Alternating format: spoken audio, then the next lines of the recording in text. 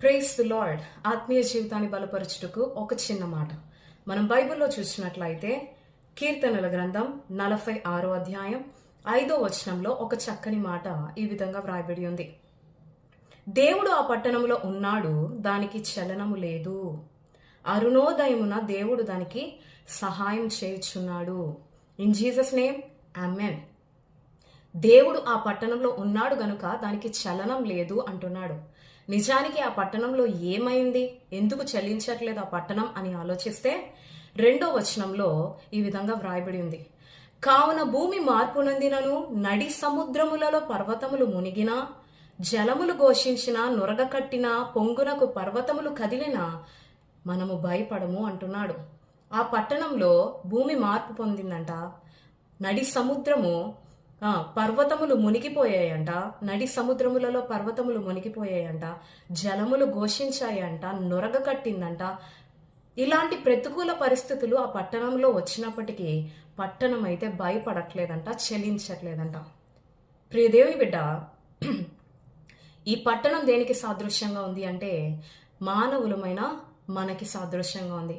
మన జీవితంలో కూడా ఇలాంటి ప్రతికూల పరిస్థితులు వస్తూనే ఉంటాయి. భూమి మార్పు నొందినట్లు మన చుట్టూ ఉన్నవారు మారిపోతూ ఉంటారు, మన చుట్టూ ఉన్న పరిస్థితులు మారిపోతూ ఉంటాయి. మన జీవితంలో మనం ప్రేమించిన వారే విరోధంగా లేపబడతారు. అయినప్పటికీ మనం ఏం చేయాలి అంటే ప్రతికూల పరిస్థితులను బట్టి భయపడకూడదు. కానీ నొరగ కట్టిన, జలములు ఘోషించిన, నొరగ కట్టిన కొండల వంటి పరిస్థితులు నీ జీవితంలో ఏర్పడినా నీవు దానికి భయపడకూడదు.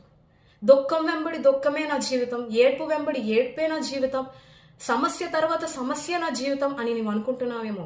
దాన్ని బట్టి భయపడక నీవేం చేయాలో తెలుసా?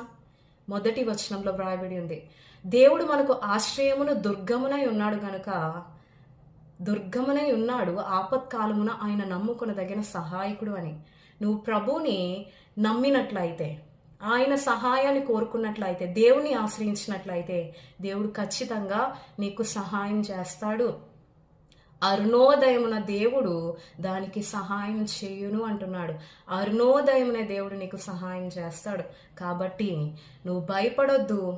నీ జీవితంలో నీకు వచ్చిన ప్రతికూల పరిస్థితులను బట్టి చెల్లించొద్దు. ప్రభువుని ఆశ్రయించు, దేవుడిచ్చు సహాయాన్ని పొందుకో. తద్వారా దేవుని కొరకు నిబ్బరం కలిగి, దృఢం కలిగి, ధైర్యం కలిగిన భక్తి జీవితం జీవించు. అటువంటి గొప్ప కృప ప్రభు నీకు దయచేయనుగాక. ఆమేన్.